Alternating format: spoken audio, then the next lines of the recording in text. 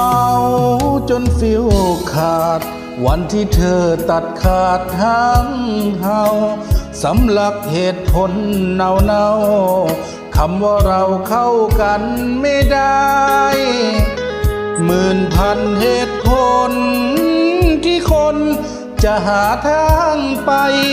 สามคำที่เธอฝากไว้ก็คือเจ็บเจียนตายเจ็บเจียนตายเมา